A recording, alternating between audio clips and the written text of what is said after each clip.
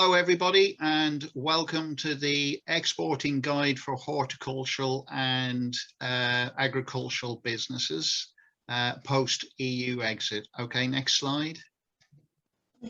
What we're going to do today is we're going to give you an update on where we are, the challenges and impacts for horticultural businesses especially.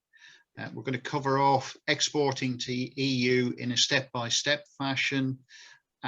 Then we will cover some guidance from an expert panel, and then there will be a slide showing additional support from the East Midlands area. Next slide, please.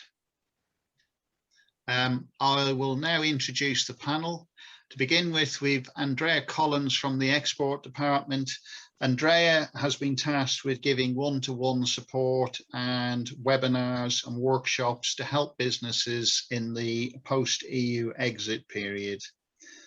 We've Jason Pollock from DEFRA. Jason is a plant health delivery lead for exports, biosecurity, the borders and trading programme. Richard Hindley joins us as the local senior plant health and seed inspectors covering South Lincolnshire and Norfolk.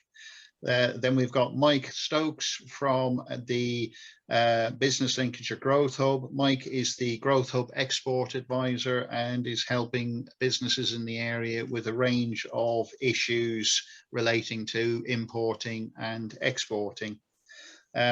Sarah Hutchinson joins us from RISA. Sarah has over 35 years experience dealing with imports and exports and working overseas, and for the last 20 years she's been managing director of RISA based in Grantham. They're a freight forwarding company, so Sarah will give us her experience over the last few years and especially this year. And finally, myself, my name's Paul Ward. I'm the Agric and Hortic advisor for the Business Lincolnshire Growth Hub, and I will be covering off any agricultural and horticultural related issues for the Greater Lincolnshire and Rutland areas. Okay, next slide, please. I think that's over to me now, Paul, isn't it? Exactly. Wonderful. Okay. Hi, everybody. I'm Andrea Collins, as Paul said, from the Export Department. So I thought we'd just have a quick recap of where we're at now. So obviously we have left the EU. The transition period is over. That means that we have no longer this notion of free circulation of goods as a member of the EU. We've left the single market, so that has impacts on the movement of people and perhaps impacts, you know, not just the free circulation of goods, but also the movement of people. So it has an impact on our services economy as well. We have, at least at the moment, what you could say a reduced preferential landscape. So when we were part of the EU, we were importing and exporting under some 70 plus free trade agreements that the EU had negotiated on our behalf. And there were some 14 to 20 that were in the process of being negotiated or ratified. Now, the UK government is playing catch up on this. And obviously, there's been a number of high profile free trade agreements announced recently. And we have a number of continuity or continuation agreements in place with a number of markets. So it's going to take us a while to replicate the landscape that we had as part of the EU, but it is obviously a priority for the government. We've obviously now got customs formalities and documentation when trading with the EU. So we anticipated that the volume of declarations was going to increase from something like 55 million as a nation to somewhere in the region of 255 million per annum. And that's kind of like quite a conservative estimate, to be honest. We've got increased shipping costs. Now, that's not just EU exit related. Some of this relates to COVID as well. So some of our clients that we've seen are paying some 4 to 5 times in terms of costs for shipping from, say, the likes of China and Thailand, 4 to 5 times the cost pre-COVID. But we're also paying duty on goods now where we've got new free trade agreements in place. The UK EU Trade and Cooperation Agreement that was announced on Christmas Eve kind of gets us into a situation of double duty sometimes, where we don't have that free circulation of goods. So if you're in that position whereby you're selling third country origin goods into the EU, or you're receiving UK origin goods back from the EU, you might be facing double duty, and that's something that we can help you to kind of navigate and give you workarounds for that. We've seen some delays at ports, so clients are facing costs for goods basically being stored in the ports at the moment, so maybe they haven't been able to ship due to documentation issues and so on. And of course, since the referendum, we've seen exchange rate fluctuations that have impacts on both exporters and importers. So there's been a lot of uncertainty, a lot of disruption, but you know, at some point we get our heads around the changes, and trading with the EU will become simply just like trading with the rest of the world, and we will overcome this hurdle. But we're still in the very early days, and it's been bumpy for us, but it's also been bumpy for our EU counterparts as well. They've felt the pain as well. So our attitude should very definitely be, how can we work together? How can we educate each other as to how we can make trading with each other as friction-free as possible? We've got the Northern Ireland Protocol, which brings me out in hives every time I hear it mentioned, but we're going to cover that via a separate webinar. So today is all about exporting and getting your goods into the EU. We'll cover the Northern Ireland Protocol in a separate webinar for you. And sadly, we still have no mutual recognition or no equivalent, shall we say, on sanitary and phytosanitary goods, which is why you guys are feeling the pain that you're feeling. Will this always be the case? Not necessarily. I think once the EU starts to feel the same kind of pain that our exporters are feeling, then I think there's more impetus for them to come back to the negotiation table. And there's certainly a committee that is monitoring the implementation of the UK EU Trade and Cooperation Agreement. They'll be monitoring, you know, the flow of these type of goods quite closely. So we could see equivalents being introduced at a later date. And then finally, you know, we are quite closely regulatory aligned with the EU at the moment. That was a big part of getting that trade and cooperation agreement signed, and there are consequences if the UK decides to diverge significantly, as there are for the EU as well. We can bring in punitive measures in terms of duties and taxes and so on, but we can't help thinking that, you know, longer term there is that risk of that regulatory divergence, maybe not immediately but longer term, and we should have that on our risk register. Certainly it should be something that we'll be thinking about all the way through when we're thinking about how we ship goods into the EU and how we import from the EU. Okay, so at this point I'm going to flip back to Paul, because he's really been at the coal face working with some of you guys, so he's really well placed to talk about the particular challenges and impacts that it's had on your sector. Thank you, Andrea. Well, if we start with the Incoterms, I think the biggest challenge has been that particularly smaller businesses probably didn't have very well defined trading relationships with their export partners. So that probably is one of the major hurdles that people have had to come up against. And then there's been a lot of problems relating to understanding the steps. So although there's been webinars and information available, perhaps it's been a bit daunting, and really it's not until the businesses have gone out there to actually do the work that they've realized that they don't fully understand it and have had to learn pretty sharp how to get and do it. The other problem that has happened is that in sending goods overseas, people have realized that it's taken far longer, and they're only now beginning to understand the timeframes that are involved in the process. And there's been you know, instances where perhaps a lorry arrives at a port and is held up because of maybe some paper issue or anything, but nobody seems to know what's happened and why it's happened. And then do we take the lorry back, or does the lorry go forward, or does he wait there? So there's been a lot of kind of understanding issues in the process. At the same time, many businesses have had to take on new staff, and simple things like understanding the codes that have to be used for products. Maybe somebody's left off a couple of digits, and therefore what the product should have been and what the product actually is on paper are two different things. So when it comes to exporting, we've had issues where myself and Richard have had to deal with things simply because the person who's receiving it thinks it's something else because of coding errors. Then with produce particularly, there's lost commercial opportunities where businesses have lost up to 80% of their just-in-time sales. And it's particularly pertinent where crop flushes occur. Growers won't be able to regulate what the weather and the rain's doing to the crop, and unfortunately things do happen rather spontaneously. So at times they'll try and predict it, but unfortunately they just cannot get inspections for a part of it, and then you end up with waste.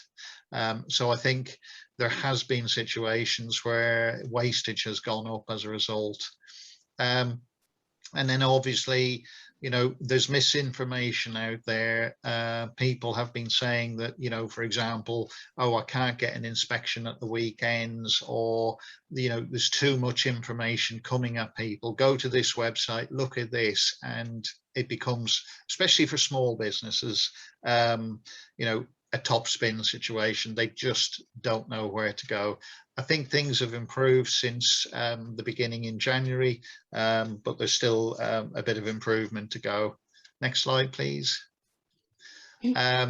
Just mentioned about the plant health inspections, and I think we'll come on to it later and talk a bit about feeds and what the real situation is. There's also been massive cost increases, and especially if you're somebody who's not filling full trailers but maybe sharing trailers with other people, you could be looking at costs of in excess of £285 extra per pallet, and for small businesses this can be quite daunting. There's been delays at border posts and longer lead times, and then the whole issue of Northern Ireland is something that is taken a lot of strain of creating a lot of strain for people. I've talked to businesses where basically they've done a lot in the past with Northern Ireland, but now because of the dual situation, it becomes extremely difficult. So again, you're faced with businesses losing about 80% of their business because they can't do the spot sales they used to be able to do. And then lastly, there's the retail pack exporting. So you've got a couple of retailers who have overseas branches, and they also have to fall in under the rules.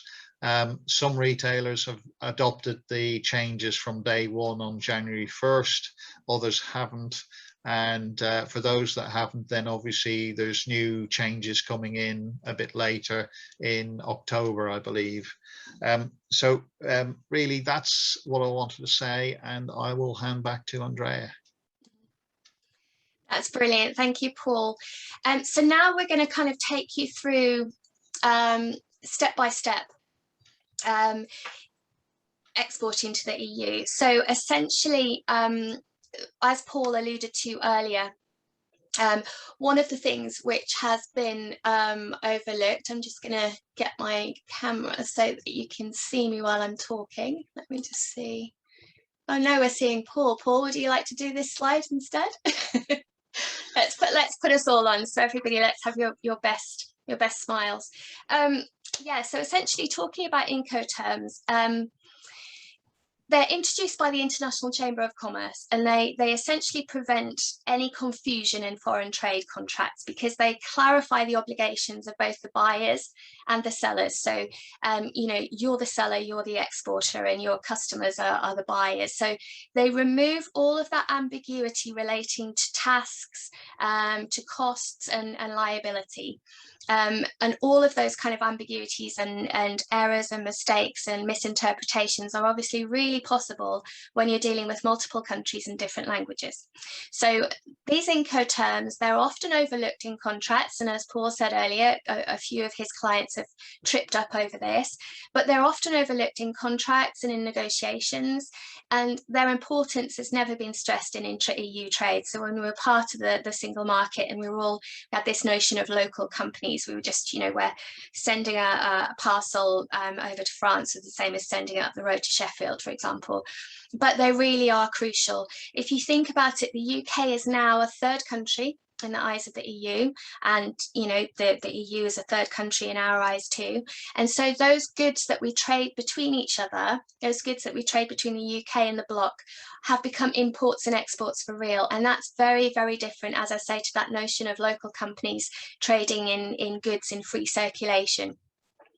So as you're all getting to grips with, those customs declarations are now mandatory, and those applicable Incoterms are included in that declaration and should be on the commercial invoice that you send to your customers, in addition to any kind of governing contracts between you and your EU customers. So the terms that you have in place currently with your EU customers, they have a direct impact on your cost and your risk exposure. And this is why they're so vital. So our advice is that you take a look at what's in place with your customers currently. You may have experienced teething problems since the 1st of January, and understand where your responsibilities and liabilities start and stop. So, for example, an Incoterm that requires you to be responsible for goods clearance in the destination country, so when the goods arrive in the EU, that would be a term like DDP, or deliver duty paid. That's not really going to be palatable to you, because you're going to have to navigate the customs authority of each individual member state, which is arduous. They can be particularly bureaucratic. Similarly, Incoterms like Ex-Works, which I put a little note here, we shouldn't be using for export anyway, but that's a separate discussion. Ex-Works requires your customer to get their goods out of the UK, and that's not going to be favourable to them. So you need to start understanding which Incoterm you're trading under, and whether it's feasible for you to continue in that manner. Really what you're looking for is meeting your customers halfway. So we understand HMRC, we understand our own customs authority, we can navigate that, but it's unfair to ask our customers to navigate HMRC's rules and regulations. Similarly, an Incoterm like DDP that requires you to interface with EU customs authorities is putting a lot of burden on you. So you want something ideally that's, say, delivered at place, which means that you ship the goods over to your EU customers, but they're required for EU customs clearance. On a separate issue, when you're talking about DDP, and this has come up a lot in the last year that we've been working with the East Midlands businesses, DDP has a number of different obligations on you as the exporter. So if you're shipping deliver duty paid, you're going to require an EU EORI number in addition to your GB EORI number, and maybe you've got an XI EORI number for trade with Northern Ireland, and you're going to require a local VAT registration in possibly multiple EU member states. And despite the trade and cooperation agreement that was signed on Christmas Eve, that did negate the requirement for expensive fiscal representation in some of the member states when you're registering locally for VAT. There are still some member states that insist that UK companies registering for VAT in their market will have to have fiscal representation, and that has an additional cost. So our advice, and certainly some of my colleagues I'll feed into this later on in the panel discussion, try and avoid DDP at all costs, and move to something like DAP. And as I said, if you're shipping Ex-Works, that's a kind of no-no. If you can move to free carrier, that's always more preferential, whereby you're responsible for the export declaration, but your customer can collect from your premises or an agreed named place. Okay, so Incoterms, massively important, and we're here to guide you and help you on that. What we've done next is we've kind of taken anybody that's familiar with the border operating model that the government initially produced last year, and it's been updated about 4 times now, and it's great bedtime reading. I can't recommend it enough. what we've done is we've taken all of their process flows for shipping goods that require phytosanitary certificates. And we've kind of got, if you imagine you're the exporter here, so your obligations, if you like, are highlighted in blue. And then assuming you're shipping delivered at place and you've got your EU importer is actually doing all of the customs clearance in the EU, then their obligations are highlighted in grey. And then these are the kind of systems that interact at various different points. Okay, so what we've done is we've numbered some of these obligations because we're going to go into more detail about them, taking you through that process flow. And the first one is going to be applying for that phytosanitary certificate and being on the export health certificates online and making yourself available for any inspections. So we're going to go through each one of these flows bit by bit. So at this point, I'm going to hand over to my colleague, Jason, who's going to talk you through those goods that require those phytosanitary certificates. Over to you, Jason. No worries. And thank you very much, Andrea, and thank you very much for the invitation to be able to deliver sort of the exports element in relation to phytosanitary certificates. So yes, Andrea is correct. I was just going to run through a couple of instances in terms of when your goods are being exported, what are the phytosanitary requirements and what certificates you need to get. So I'm talking here about plant health. So the certificate you will be needing is a phytosanitary certificate. So one of the main things about exporting goods to the EU is you need to know whether your goods need a phytosanitary certificate. I say thankfully it's fairly easy because there are only 5 commodities that do not require a phytosanitary certificate, and those are dates, coconut, pineapples, banana and durians. If you're moving any other plant or plant product, it will more than likely require a phytosanitary certificate.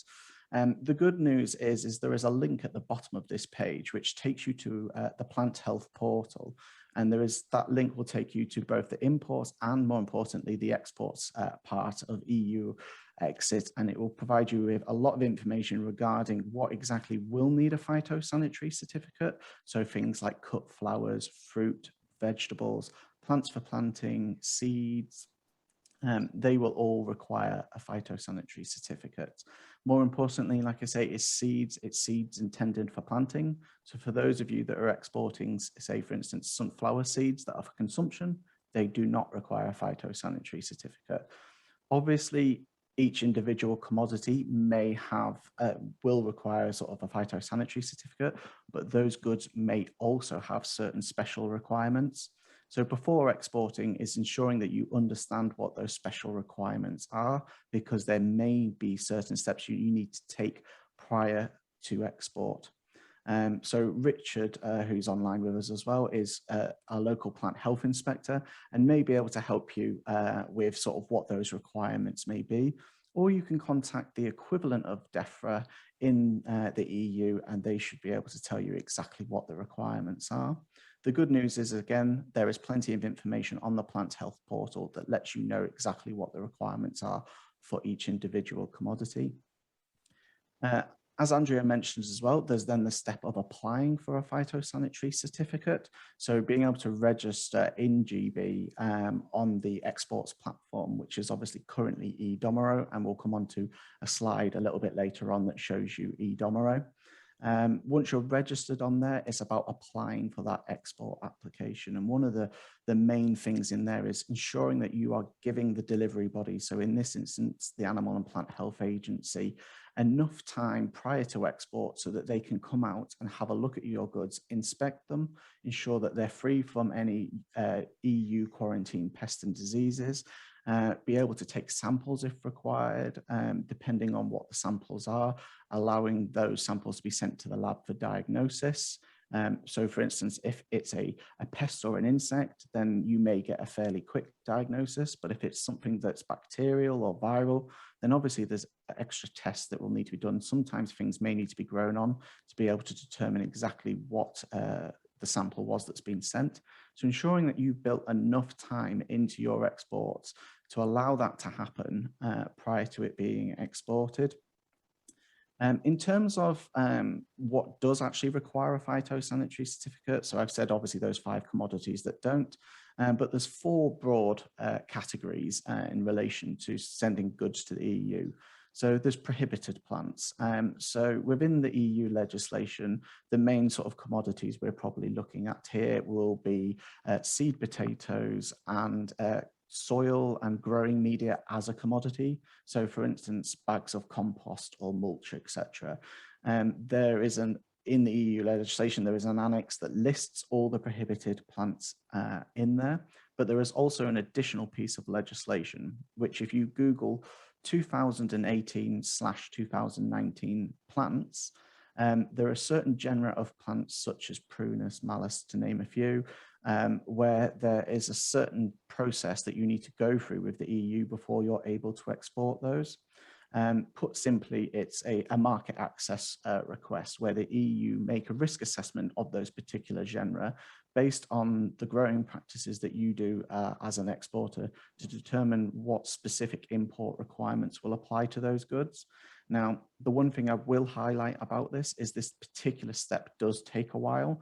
So it is not something that the EU will do overnight. So if you are looking at sending particularly certain plants for planting and they fall within that piece of legislation, then you will need to obviously speak to your local plant health inspector and then work with ourselves in DEFRA to be able to pull together information dossiers to show that actually the risk associated with those plants is very small. The second category is looking at regulated and notifiable. So these are certain goods, so things like mangoes, citrus, where they require a phytosanitary certificate, but you also need to do a pre-notification upon those goods arrivals. So going into Traces NT and making a pre-import notification. And again, we'll cover that in a later slide. Regulated goods means that they do require a phytosanitary certificate, but won't be subject to continual pre-notification, as in only certain times will those goods need to be pre-notified. And again, you will be told how to do this on the EU side as to when a pre-notification needs to be made. And then finally, it's the unregulated material, which is the famous 5 commodities that don't require a phytosanitary certificate, don't require pre-notification, and can continue to move freely without any phytosanitary obligations. So finally, on this slide, I mentioned the link at the bottom there, and I thoroughly recommend that anyone that has the opportunity just to have a look around that site, as it provides quite a lot of information in relation to exports. It has a exports narrative tool on there as well, where it will take you sort of step by step through every single process from a phytosanitary perspective as to what will be required, bearing in mind that obviously I've just given a high level guide there. So if you wouldn't mind moving on to the next slide. So as mentioned, this is the current export platform that we use to be able to export plants and plant products for phytosanitary purposes. It has just undergone a new name. So there is the current system called eDomero, and the screenshots that you can see in front of you there show an application process, both in terms of registering for that service and then how to complete an export application. So again, please do click on these links and it will walk you through how to make those applications. There will be a new IT system coming into place for exports, and it will be called the Plant Health Exports Service, and that is known as FES. The good news is that the information that you ask for in these export applications is broadly the same as what will be asked for in the new IT system. Obviously, with the new IT system, it will be a lot easier to be able to make those export applications. In terms of when you will be able to use the new IT system, there's a migration of commodity types over onto the new system. So if you're currently using eDomero, continue to use eDomero until you're approached and instructed by APHA to use the new system. And the good news is there's quite a large package of training material available about how to use the new system, because it does, although the questions are broadly the same, it does look slightly different in terms of presentationally. So please do, when you have the opportunity, have a look at these videos, and it will give you an idea of the information that you need to provide to be able to export, so that the Plant Health and Seed Inspector can issue that phytosanitary certificate for you. The one thing to note at the bottom as well is other considerations. So if you are moving certain types of plants for planting, predominantly it's normally orchids, there may be CITES rules around that. So obviously the movement of endangered species. So if your orchids or other plants do require CITES certification, there will be extra steps that you will need to do. Another one, and this applies more broadly to the general movements of anything that gets exported, is in relation to wood packaging material. So wood packaging material needs to be ISPM 15 compliant, which basically means the pallets need to have been treated in a way to mitigate plant health risk. So it doesn't matter what you're exporting, the wooden pallets that you send that material on needs to be ISPM 15 compliant. And quite often there is a little stamp on the pallet that shows that it's been treated.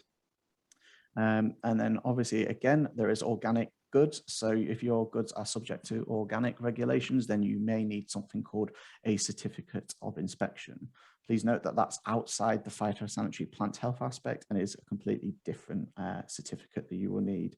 I will be touching upon FEATs later on, perhaps during sort of our conversation. So I will come back to the Plant Health Exports Audited Trader Scheme.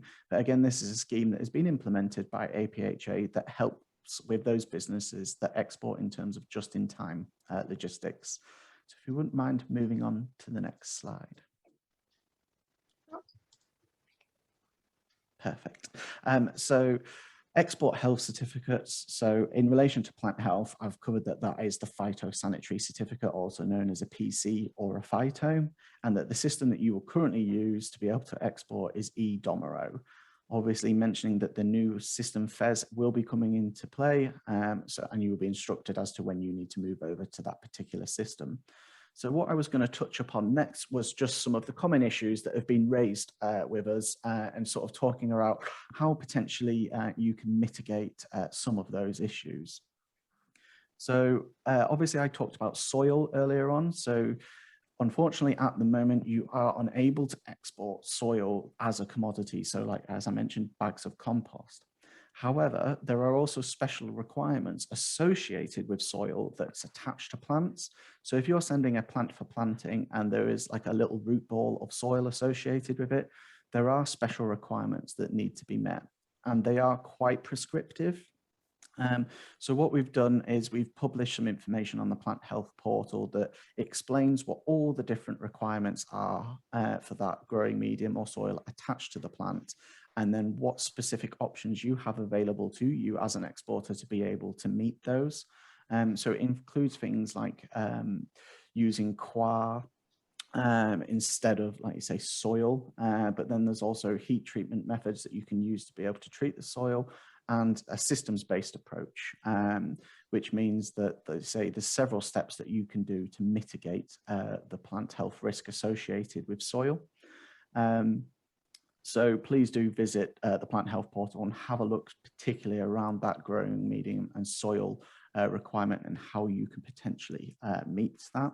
I've already covered sort of the higher risk items in relation to high risk plants. So that was that piece of legislation called 2018-2019, where there are those extra steps that we will need to do as a country to be able to export those particular genera of plants, obviously noting that we were unable to export them until we meet those requirements.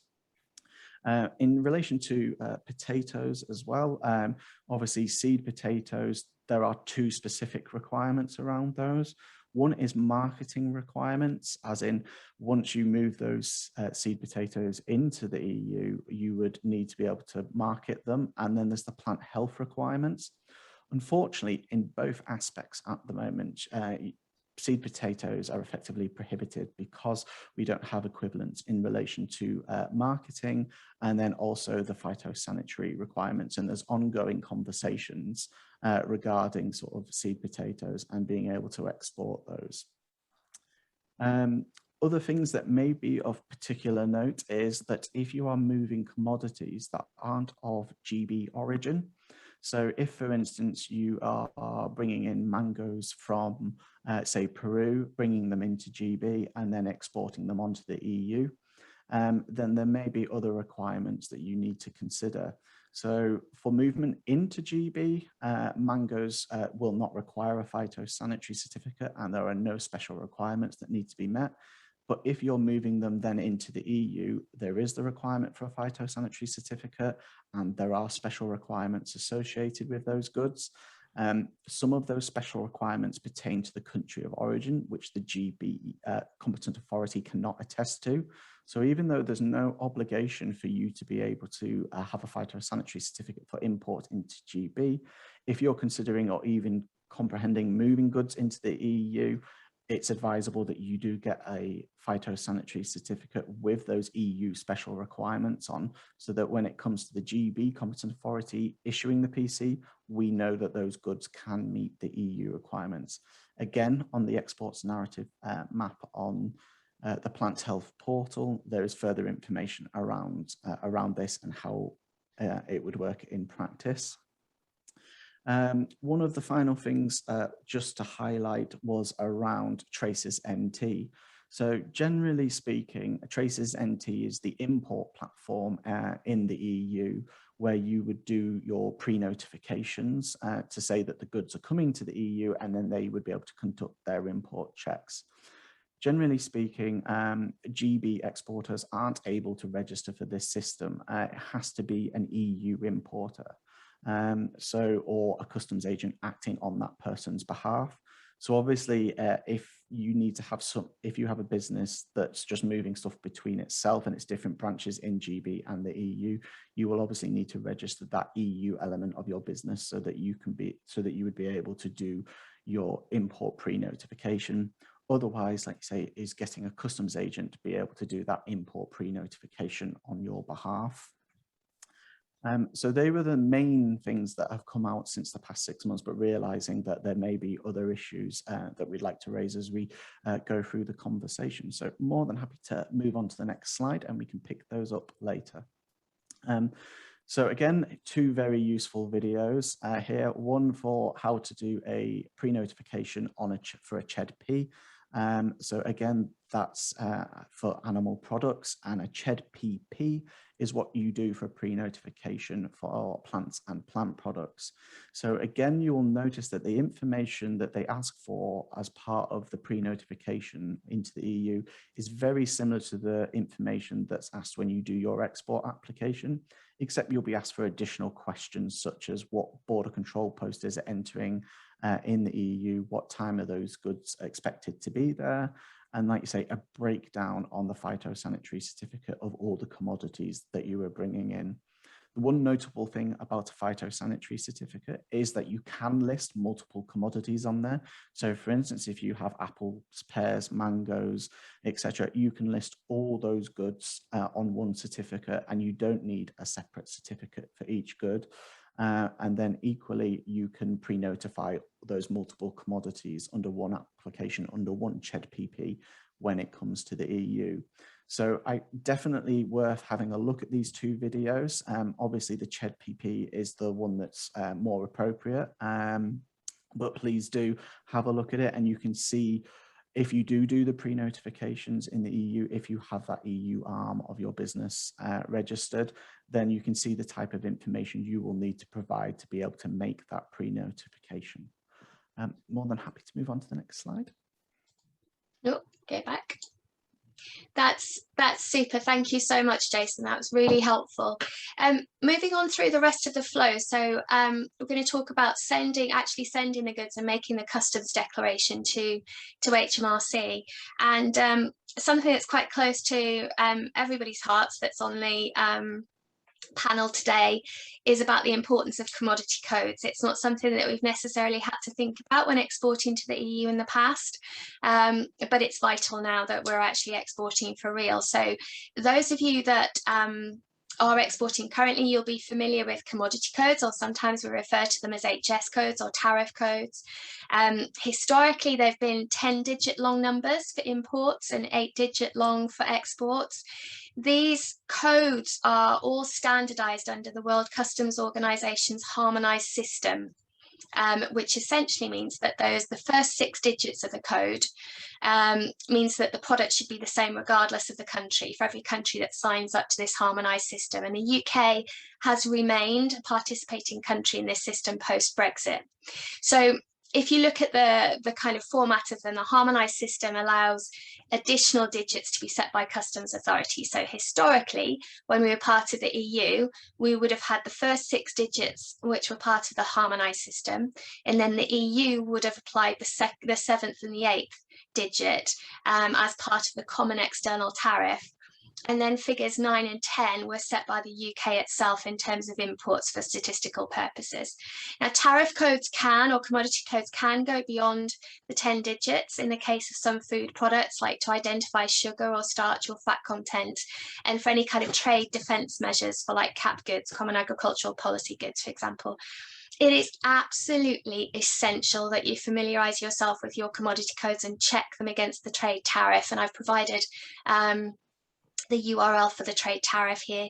It's relatively easy to navigate, but it's absolutely essential that you're classifying your goods correctly, because if they're incorrect, that's what leads to delays or goods being returned due to incorrect accompanying documentation, or perhaps even confiscated, to be honest.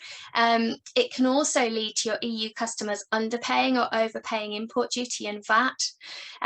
And if you imagine that goods that we send to the EU now from the UK are subject to so much more scrutiny, increased scrutiny and checks, and the correct classification of your goods is your legal responsibility as the exporter.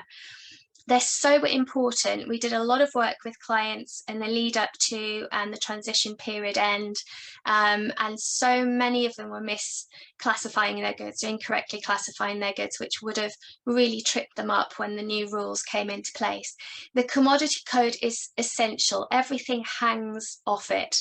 It dictates internal taxes and duties. It determines whether a proof of origin is required. It feeds into trade statistics that the likes of the DIT and other bodies in the EU need to be monitoring. It determines whether the goods need any certification, like phytosanitary certificates or export health certificates, or any kind of licenses for controlled goods. And it feeds into valuation monitoring, and it provides details of any kind of sanctions or embargoes or restrictions of those goods in relation to a particular country. So all of that data is essentially stored within the UK trade tariff. So you need to become familiar with that system. What can you do? If you imagine that the tariff is an organic tool, so new commodity codes appear from time to time. So you can subscribe to updates from HMRC. The email is tariff.management@hmrcgsi.gov.uk. Again, you'll get a copy of these slides as part of this presentation, and any kind of URLs that we've mentioned will be in that covering email. But subscribe to the updates, because there might be a commodity code that is released that better matches your products than the one you've been using. Always consult HMRC if you're in doubt. You can email the HMRC tariff classification service. That's a free service to use. It will give you non-legally binding advice in terms of the commodity code that you're using, but because it's an email service, you can print it off, file it in with your commercial records, and if you're ever audited by HMRC in the future, you can show that you've conducted a certain level of due diligence around classifying your goods correctly. Where you're shipping goods into the EU and you want a little bit more of a belts and braces approach, you can apply for what's called a binding tariff information, or a BTI.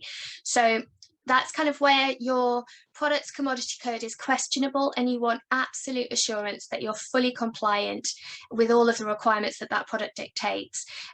So you can apply to the EU for a BTI, and when it's granted, it's legally binding on all EU customs administrations, and it's generally valid for 3 years and can be and can be extended. So it generally provides peace of mind around customs duties, licensing requirements, quotas and other restrictions and so on.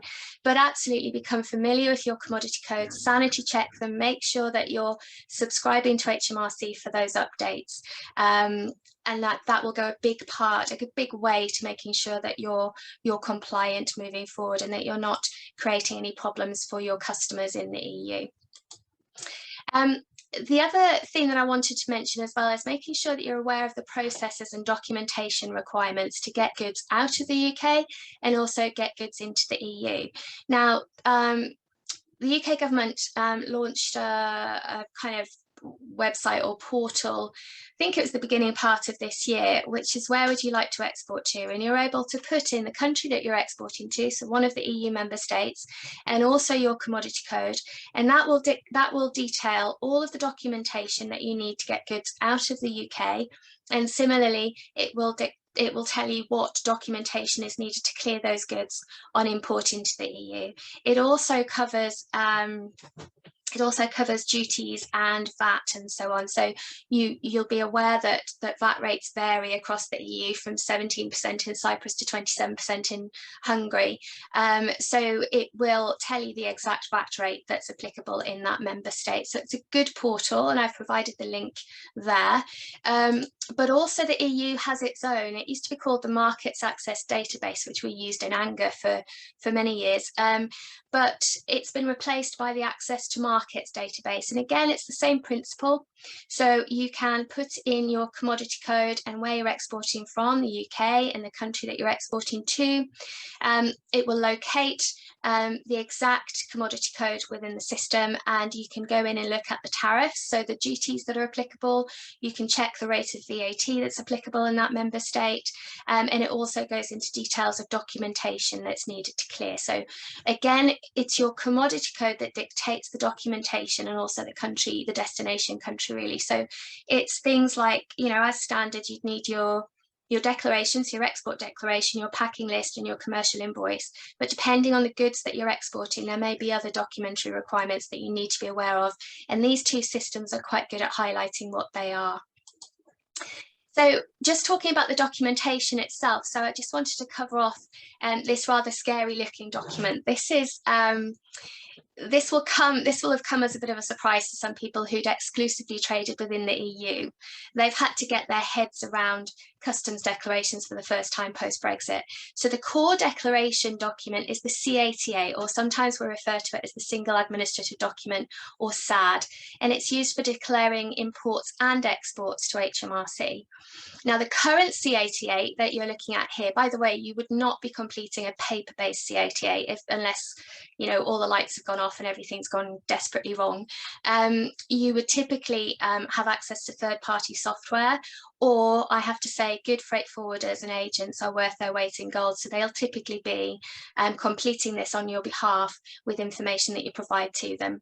But the current CATA looks like this. It has what we call boxes for compiling data, and that corresponds with HMRC's current software, which you might have heard referred to as Chief. Now, there are in excess of 60 boxes, data boxes on the form in total, but required fields vary depending on the type of entry and the type of goods and the customs procedure that's being applied. So there's, as you would expect, more fields to complete for an import entry than an export entry, because there's a lot of kind of duty and taxes calculation that needs to go in on an import entry. Now, talking about Chief, HMRC has been trying to phase out Chief since piloting its new software CDS back in 2019. Chief has worked brilliantly for decades, but it just isn't scalable. It can't cope with the increase in volume of declarations. And they've just recently announced that CDS will take over fully from March 2023. So a bit behind where they wanted to be. Again, you know, the chances are your freight forwarder or your agent will have already been working with beta copies of the software, and the transition will happen without you even being aware of it, to be honest. But going back to the reason for export entry, so they are legal requirements for all export shipments. So you have to provide HMRC with full information about you, the exporter, and the products you're exporting before your goods can leave UK shores. Entry errors, however small or innocent, can lead to back payment of duty with interest for your customers. And, you know, as you, the exporter, and perhaps them, the importer, more serious errors can lead to financial or civil penalties. So the buck really stops with you as the exporter, and that's not to instill fear, it's more to make you aware that you need to understand what data you're providing to your agents and your freight forwarders to make sure that they can make the declarations correctly on your behalf. So the accuracy of those customs export entries is your legal responsibility, even if your forwarder makes the error. I mean, there is a slight exception to this, and Sarah can maybe cover some of this off later. There is a situation where you can have shared liability with your agent via indirect representation, but typically you're legally responsible for the accuracy of those export declarations. In addition to customs declarations, there's obviously several other documents, a couple I've mentioned already, that are involved in the shipment of the goods and the actual clearance of the goods at customs in the EU. And I'll come on to those in a second, but I just thought it would be useful to have a quick run through of some of the sections of the C88, just so you know why agents are asking you for certain data, they're requesting certain data from you. So the very top part of the C88 is what we call a header level. And this talks about the type of declaration. Is it an import or an export declaration? It has details of you, the exporter, and details of your customer, who's the importer. And if you're using an agent to make the export declaration in the UK, then it will have their details also under the declarant or the representative's details. It also lists the number of items and packages and where the goods are coming from and going to, and importantly the origin of the goods. Important information here to remember is your URI numbers. So you'll have your GB URI number for exporting, and if you're shipping deliver duty paid and you're responsible for clearing goods in the EU, then you'll also have a corresponding EU URI number as well. Then further down the C88, still at the header level, that means that it's kind of data that applies to the whole declaration. You'll have the mode of transport, so sea, air, road, etc. You'll have the identity and the nationality of the transport, so you might have Emma Maersk, for example, and then Denmark is the nationality, because I believe Maersk is a Danish country. And then you'll have the invoice amount and the currency and the location of the goods at the time of declaration processing, which is always going to be the UK. When the declaration's processed, the goods will always be at the UK. It'll be before they actually leave the UK shores. And then at the item level, so this is where you can following on from what Jason said earlier, talking about how you can list several items on a phytosanitary certificate, you can do the same on an export declaration. So as part of a shipment, you might have several different products that you're shipping. So there might be different commodity codes, or they might be grouped by country of origin, or by CPC code, which is Customs Procedure Code, which we'll talk about in a second. But this is where you're talking about the individual products that you're sending, or where your agents declaring this. So you'll have a description of the packaging and the goods. You'll list your commodity code here as per the trade tariff. If you're shipping goods that have different origins, then you wouldn't declare the origin on the previous slide that I talked about. You declare it at the item level. And then the CPC codes are really important. They're what we call the customs procedure codes, and they'll be where your agent says, what's the reason for this shipment? So they'll want to know, is it just a permanent export to the EU, or are you shipping something to the EU but you're expecting to get it back? And there's a 7-digit code that dictates how different customs authorities will treat that shipment depending on what that code is. So it's a really important code, and again, myself and Mike and some of the others can help you determine what these need to be. But then you'll have other things like the weight and other measurements, quota. Quota is a little bit like your personal allowance on your self-assessment. You can import, it's really to do with import rather than export. You can import a certain amount of goods at a reduced rate of duty before that quota is exhausted, and then it goes up to the higher rate of duty. But for export, it's nothing to worry about. And then any kind of references relating to licenses and certificates. So if there's any kind of phytosanitary certificate that was obtained for this shipment, then it would be referenced in box 44. Okay, and then you have the statistical value for exports, which is basically the value of the export plus the cost of getting those goods to the UK. And again, it's for statistical purposes.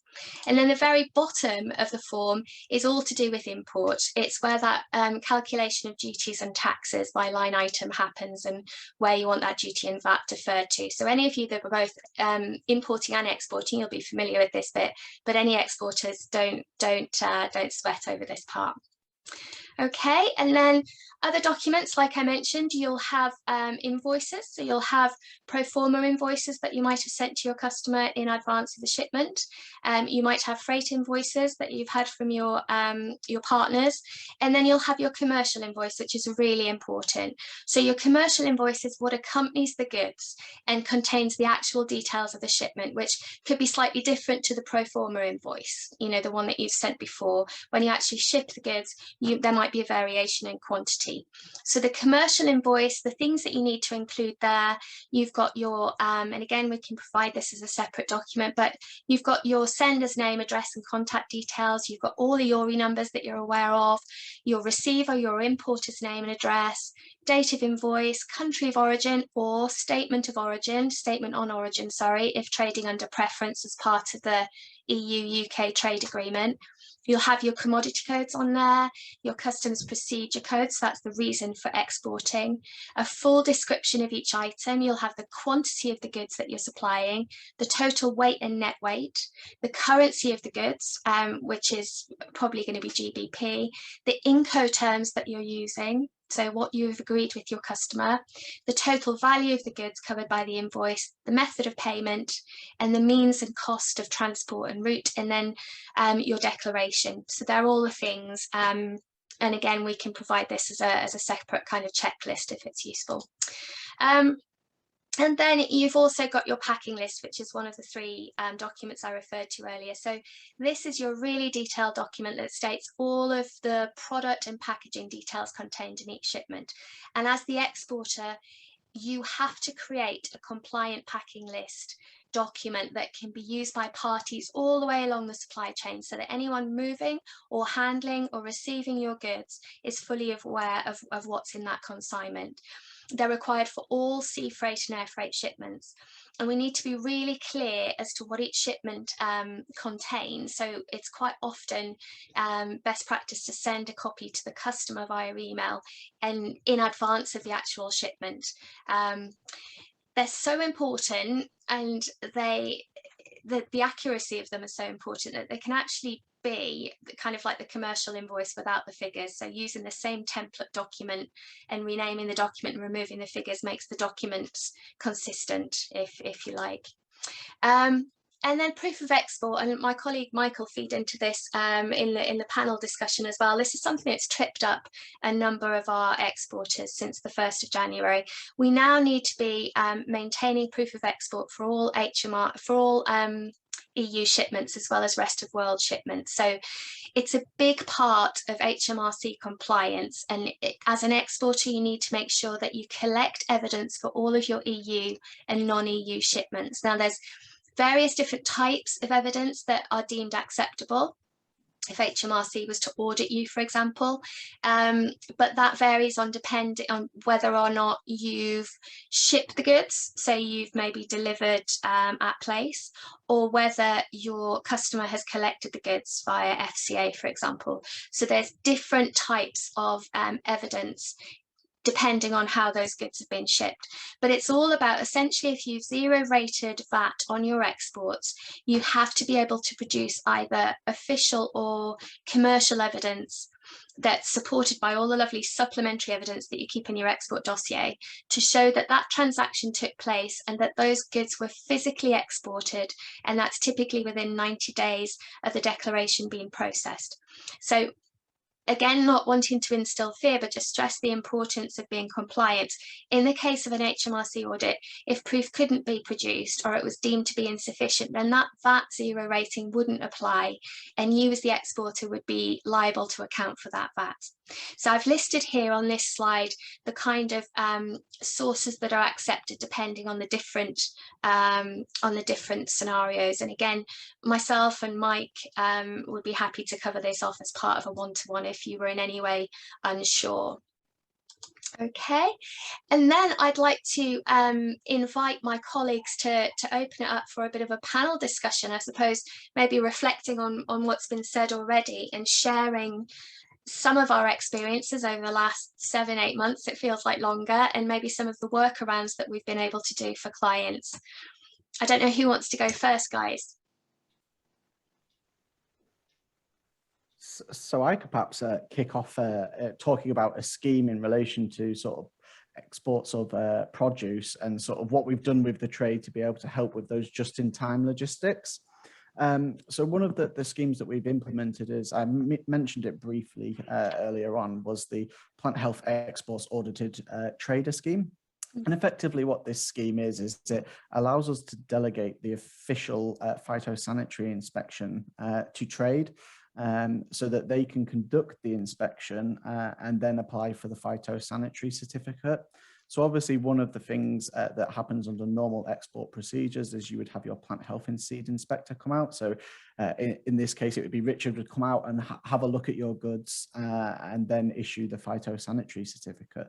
But recognizing that obviously quite a few businesses work around the clock and often quite to the very early hours of the morning, is that you can do those inspections yourselves and then apply for a certificate thereafter. So one of the things around this is that obviously you will still have to apply for and get the phytosanitary certificate, and sort of APHA's operational hours around this is 7 days a week from 7 AM to 7 PM. So obviously if you apply for a certificate outside of those hours, you would have to wait for the office to open either like the next morning to be able to get it. But the good news is that the turnaround time in terms of getting your hands on that certificate is fairly quick. So it was a relatively new scheme that was sort of introduced at the start of January 2021. And there's been sort of a slow uptake of that scheme. So if you are exporting fruit, vegetables or cut flowers, then you may be eligible for the scheme. And again, on the Plant Health portal, under the resources tab there is a lot more information available around sort of the eligibility criteria, as well as what's involved in the scheme itself and the training that you would have to undertake to be able to do those inspections. So if that's something that would interest anyone that does work around sort of just-in-time logistics, I would thoroughly recommend having a look at that. I mean, Richard, I'm not sure, is there anything else that you would sort of like to add around sort of generally sort of the feeds side of things, or like say the export inspections that you normally conduct on site? The feed scheme really is very beneficial because it gives the grower or the exporter much more flexibility with when they have inspections done. The main thing is, as soon as you think you might be having a plant health related export, is basically to get in touch with your local plant health inspector so they can take you through the process and determine whether it's a simple export, or whether in some cases we need to do quite a bit of research into what the requirements are, take samples, such as in the case of seed exports, which then have to go to the lab for analysis, or in some cases do growing season inspections. So that's actually while the crop is being produced, rather than immediately prior to export. So even if you're not currently exporting but think you might next year, it might be worth making contact sooner rather than later. Absolutely. I was going to say, sorry, Andrea, I was like, I can't recommend that enough, that if you even have a hint of you wanting to be able to export and want to understand sort of what the requirements are, is find out who your local plant health inspector is, and you can have a chat. They are often more than happy to sort of have a chat with you and let you know sort of what would be potentially required for any exports that you've got. So yeah, thoroughly recommend that. That's brilliant, actually. I mean, it all goes into that plan, doesn't it? And not leaving things till the last minute and realizing that you can't ship. But that's really good to know. I wanted to ask Sarah at this point. Sarah, what kind of issues and challenges have you seen over the last goodness knows how many months? Oh, well, it's been quite a year, hasn't it, to be honest with you, for everyone. I think the it's going to cost more and it's going to take longer has really hit everyone hard, and I don't see a lot happening on that to change it. So I think we all need to be prepared for that, and particularly around the cost element of it. At the minute, what we're finding is exporting, getting goods out of the UK from the customs formality point of view isn't too problematic. Where we're seeing the problems is once they're arriving in the EU and getting the customs formalities for the types of products that we're talking about today, actually through and customs cleared. And that's where the hold-ups seem to be. And have you found that the consistency is, you know, you can have a completely different experience in one member state to another? That's absolutely, yeah. It seems to be everybody's working to their own set of rules, doing their own thing. And one time you'll get a trailer through, lorry through, no problem. The next time it gets held up and there's nothing different about it. You know, we haven't done anything different. The driver's done exactly what they've been told to do and go to the right places. Generally, we're finding full truckloads are getting through easier. There seems to be more and more of a reluctance now for less groupage trailers, less than truckloads, for taking the type of products that we're talking about today. Because if there's a problem with the trailer because of those products and it gets held up, everybody's goods get held up. And yeah, we're seeing a real reluctance from the hauliers to actually take just a couple of pallets. They want a full trailer of whatever to move. And I think that feeds into your cost mentioned before. We've got a client who is basically, you know, hiring a trailer to ship 9 pallets. So their costs, I mean, they're shipping frozen pork actually, but their costs have gone through the roof because they can't be part of a groupage load anymore. Yeah, it's just, I know it sounds awful, but it's so problematic and so much trouble. And of course, everybody just wants their goods delivered, and therefore we're seeing more and more being refused now, not even taking bookings. So do you see that changing as I mean, obviously things like equivalence, if equivalence was negotiated, which I do believe both parties will come back to the table once the UK's import controls start to kick in and the EU realises how difficult this is. But do you think that that this is just bedding in, that the system's just bedding in, that things will improve over time? I think something will have to happen, like you mentioned about Northern Ireland earlier. Things are changing there, and I think we're going to have to see some things on specific products and commodities change before it does become easier. And also, I think businesses need to recognise as well that everybody, when it's a difficult commodity, everybody in that chain needs to be talking, and nothing can leave this country until you know that everything's sorted, you've spoken to everyone in the chain and made sure that when it gets to that border point, to that border crossing, that those goods will be customs cleared and able to move on to either be unloaded or to their final destination. Or else, you know, we've seen it twice this week, goods coming back to the UK because the paperwork wasn't correct. Yeah. And Mike, if I can just bring you in at this point, because Mike, you've been supporting businesses since the beginning part of last year preparing for Brexit. Does any of this resonate with you based on some of the clients you've been supporting? Because I know you've been helping Paul as well. Yeah, absolutely. Yeah. 2 things I'd like to say basically is that I agree with Sarah. There seem to be 27 different interpretations out there of the UK-EU agreement, and there's no consistency. The worst I've come across so far has been Spain, who seem to have a rule book all of their own. But one or two surprises. Also, Denmark seemed very, I don't know, touchy about some things. But what I wanted to pick up, Andrew, was something you've alluded to twice already, which is since we left the EU, it's become more important than ever to keep sweet with HMRC. You mentioned proof of export. Yes. If HMRC find out you're raising an invoice and not charging VAT, they'd like to know why, because they'd like that VAT, obviously. So they will audit you and find out why you feel authorised not to charge VAT. And if you haven't kept all the information they need in the format they want, they'll make you pay that VAT, even though you haven't collected it from a customer. So you have to be particularly on ball there. And secondly, you mentioned rules of origin. Rules of origin determine whether you're authorised or not to claim that your products are of UK origin. If you claim UK origin, it means that your customer's country doesn't get any import duties. And HMRC, if they check you, will find that you're not authorised to make that statement.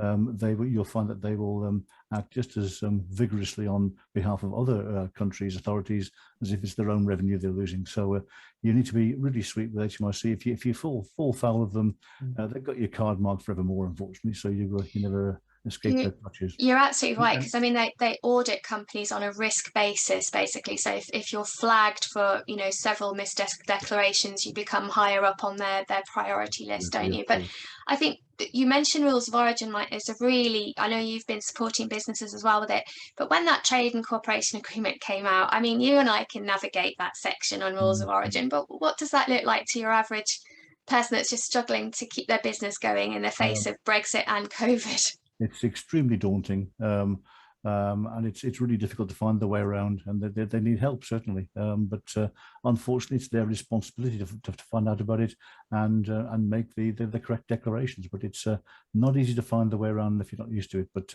I think it probably took me until middle of February to get my head around it properly. And I think the other thing to add in there is, just because you've pre-packed something does not mean it becomes a UK product. You have to significantly alter that product. So, for example, if you had a whole head of cabbage and you put it in a plastic bag, that doesn't make it English. However, if you then took that cabbage and chopped it up and put it into a coleslaw along with other ingredients, and it's specifically changed, then maybe it can be classed as an English product. That's right. Yeah. It's catching several people out. They don't realise that if you buy a Dutch product and re-export it to Ireland, unfortunately, there's import duty to pay. Yeah. Yeah, and that's the bit that, when they announced on Christmas Eve that it's zero tariffs, zero quotas, I think the miscomprehension was that, it's going to be the same as free circulation of goods. We can pass goods there, we can bring them back, and there'll be no duty. But in actual fact, you send UK origin goods to the EU, when they come back unprocessed, you've got that import duty to pay in the UK, even though it's on UK origin goods. So it's a minefield, that section on origin. But I mean, Mike, you're there as a point of contact for the Lincolnshire and Rutland businesses. You can help them navigate that. Yep. The export department can do that for the wider East Midlands businesses. So if you are struggling with those rules of origin and that minimal processing or minimal production that we've talked about, Paul mentioned with the coleslaw and so on, we can help you navigate that. Paul, you really have been at the coalface of some of this stuff. I mean, does anything spring to mind when you're thinking about workarounds that clients have been able to? Yeah, I think there's a few things. One is unfortunate instances where people have brought stuff in specifically to sell on to, say, let's say a retailer, and for whatever reason it's got rejected. In the past, what you could have done was just simply return it to the sender.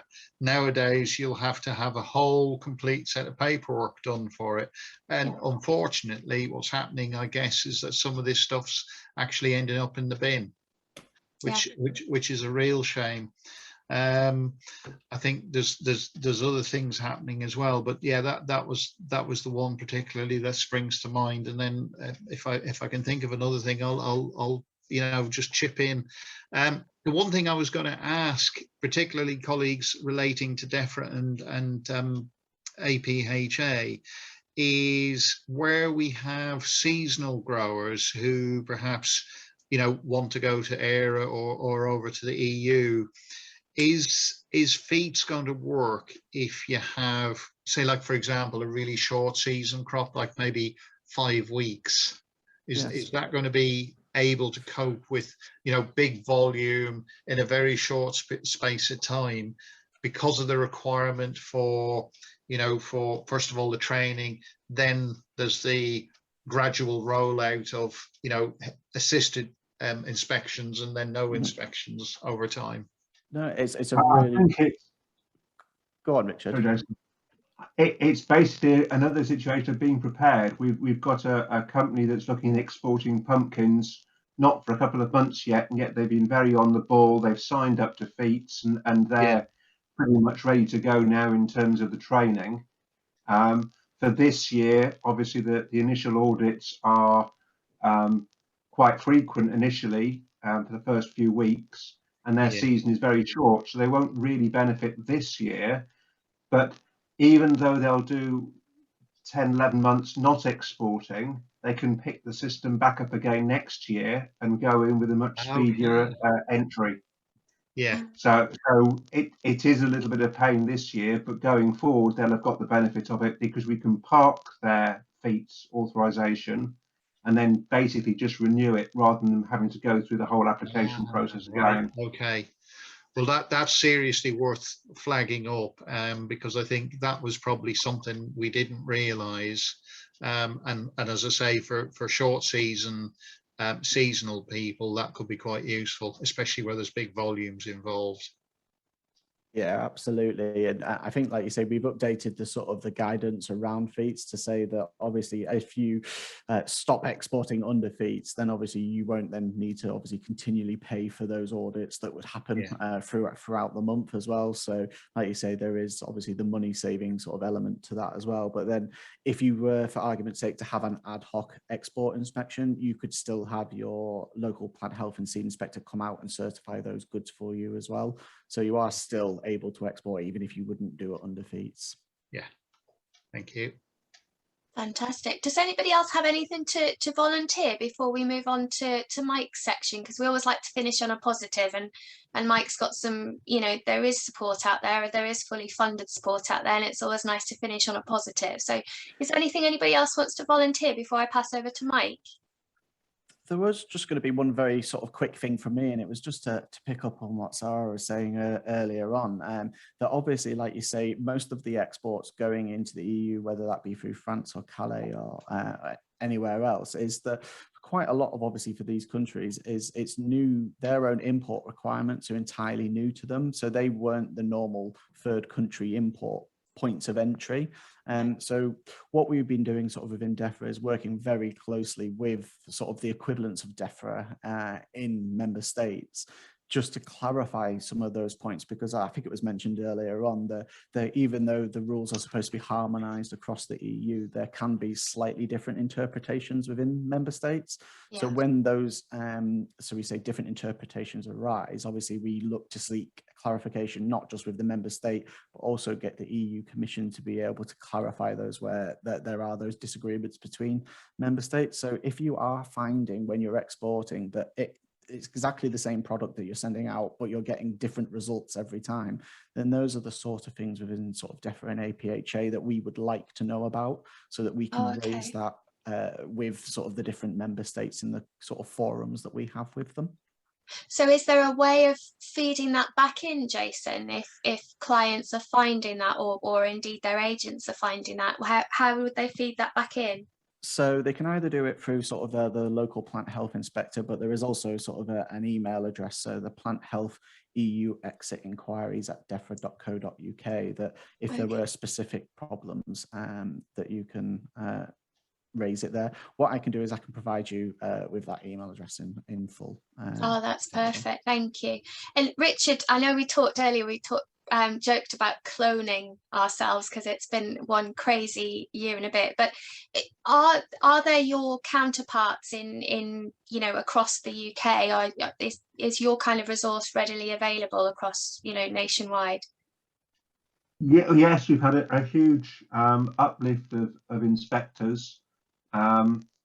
Basically we're still in the process of training them, and because the work is so seasonal, It does take, you know, at least a year to train somebody in just the basics of the work, because they won't have seen pumpkins because they've not started.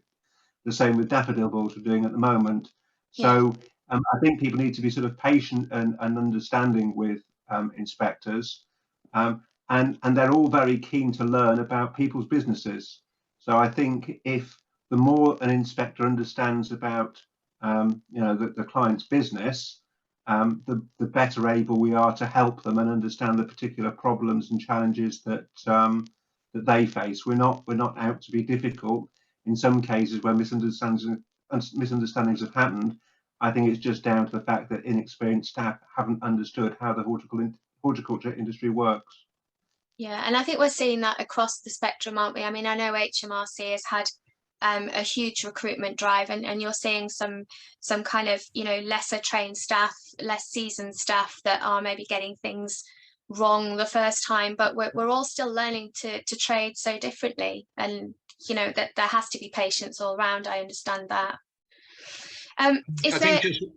Just one thing, just to really catch up on, is the availability of staff. And if Jason and Richard can just outline again what the times they're working from and to, and whether you're 7 days a week, etc. Just to clarify that, so it is, you know, noted.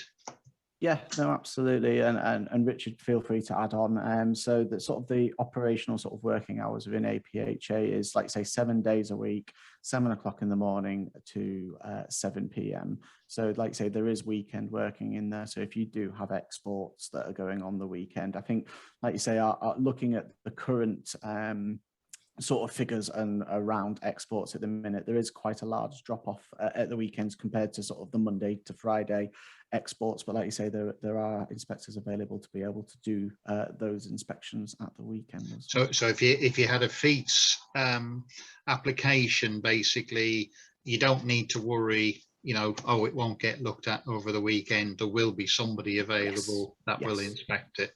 Oh, grand. Okay, cool. Thank you. Super. Sarah, anything from you before we move on? If possible, you did mention about direct and indirect representation on a customs entry, whether it be import or export. As a freight forwarder or a customs clearance agent that most companies will be using, BIFA, who are the British International Freight Association, to which most freight forwarders belong, they suggest and encourage all of the members only to work on a direct representation. What this basically means to the exporter, or indeed an importer if goods are coming in, is that we prepare that customs entry, we push it through, but if anything's wrong on it, it actually is still the importer's responsibility. That is done on their behalf. And so it is important, when you get your customs clearance through, you should check it, you should look through it. Don't just file it, just make sure that everything is as you're expecting it to be. But your freight forwarder, again, should be able to help you with that and talk you through it. And also they should have made sure that all of the information that needs to be entered has been collated and secured from you. That's a really good point, Sarah. And that I should have mentioned earlier, you know, with the chief system that HMRC have now, you can subscribe to reports so that you can check. I think there's 1 out of 4 of the reports are based on exports. So you can check you can kind of bulk check the export entries that are being made on your behalf. But like I say, I can't stress the importance of a good agent and a good working relationship with them. But remember, it's not for them to assign commodity codes. It's not for them to assign CPC codes. They'll help you navigate what those CPC codes should be, but you need to tell them the reason for the export. And if you're using, you know, if that export is going into any special customs procedure in the EU or something like that. So it's really that communication, Sarah, isn't it? That you need that close working relationship. Definitely. Just one other thought. Is it worth for small businesses having somebody who acts as I suppose, an agent in the country, so basically to help them with all the paperwork and clearing? There are companies out there who offer that kind of service. Is it worth having that or not?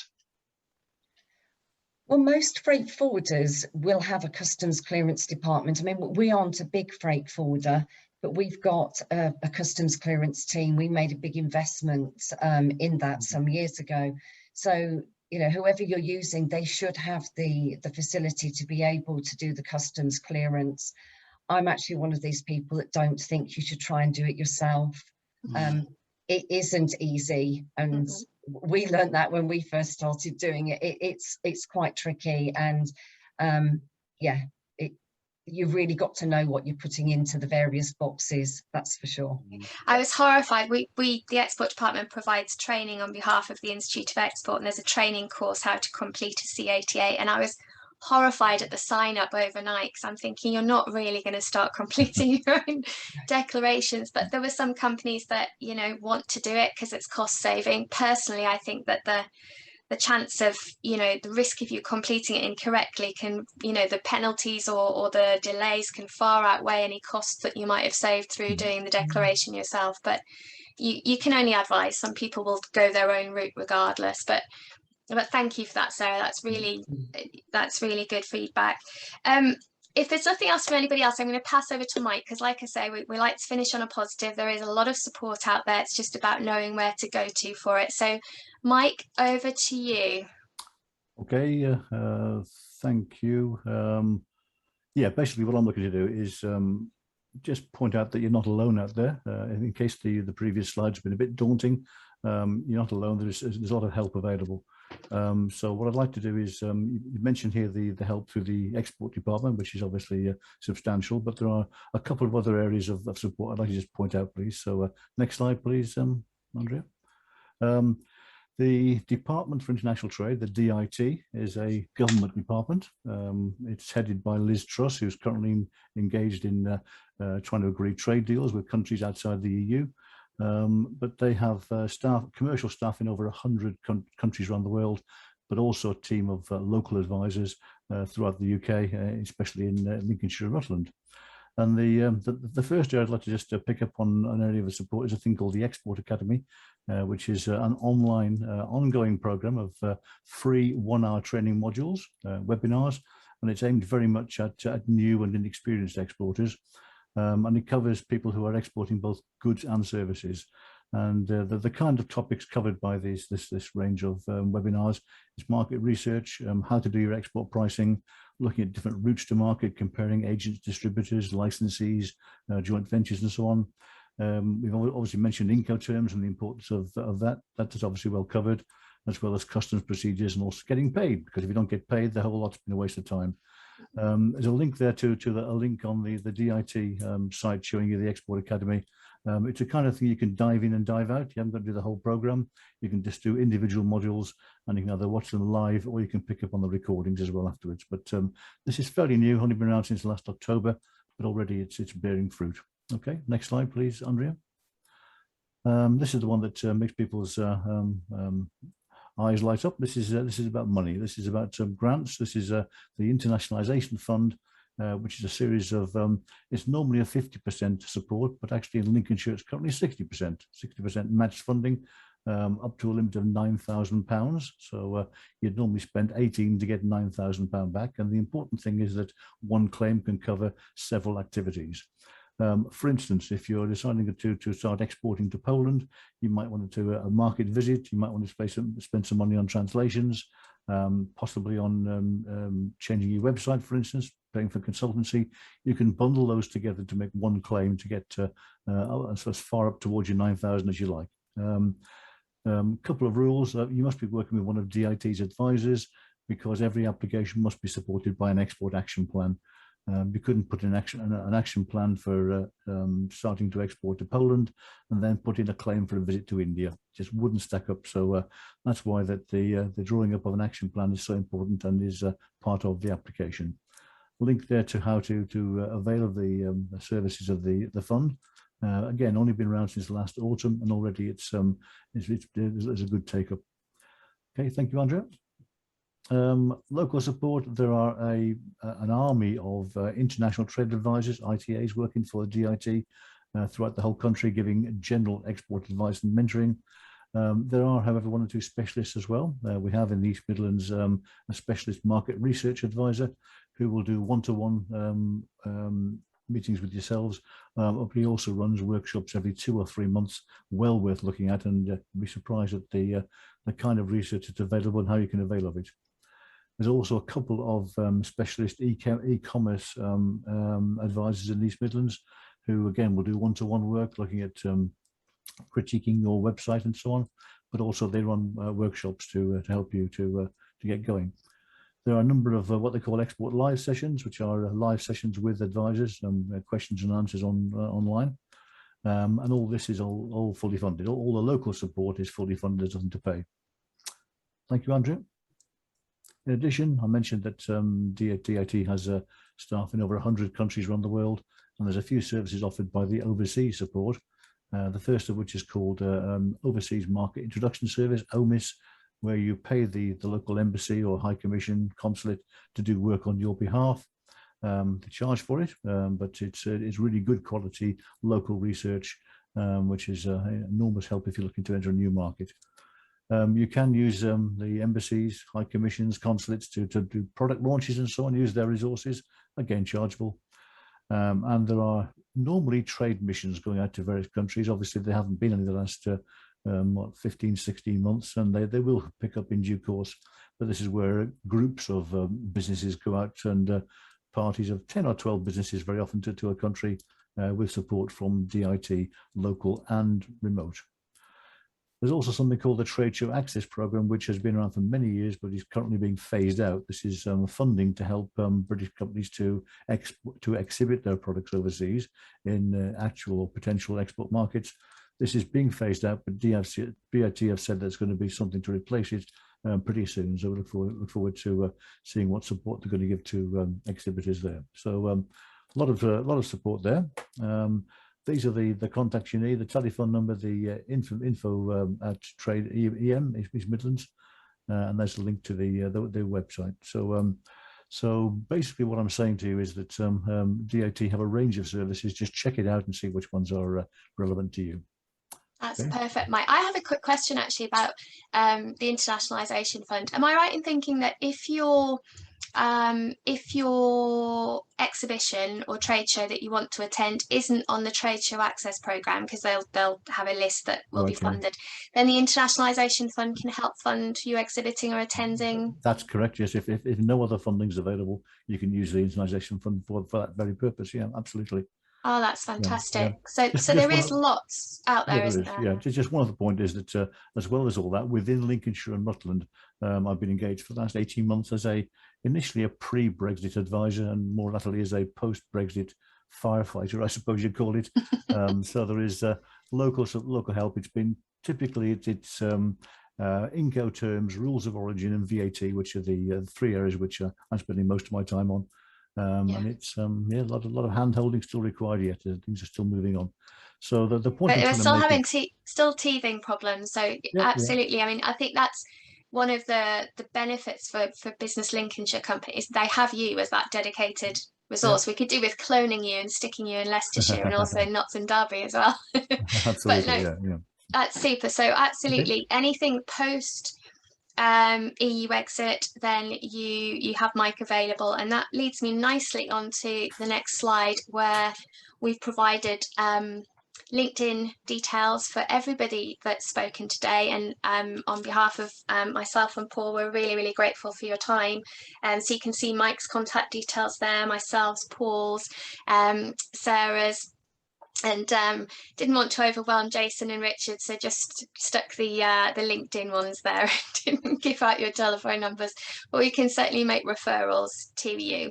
But Paul, you've been at the coalface, so you're really a good point of contact, aren't you, to start off with? Yeah, basically, if anybody's got any issues and they want to raise them, contact me, and then I can go through to any of the team and ask the right kind of questions, and we'll try and get back to you as quickly as possible.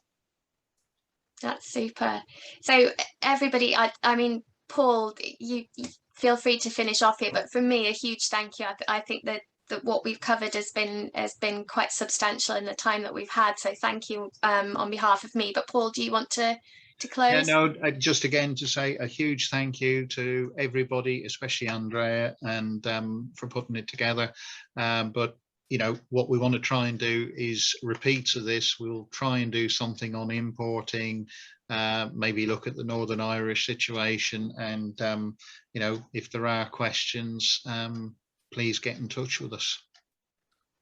Brilliant. Thank you, everyone. A Thank wave to the you. camera. Thank you. Thank Bye-bye. you.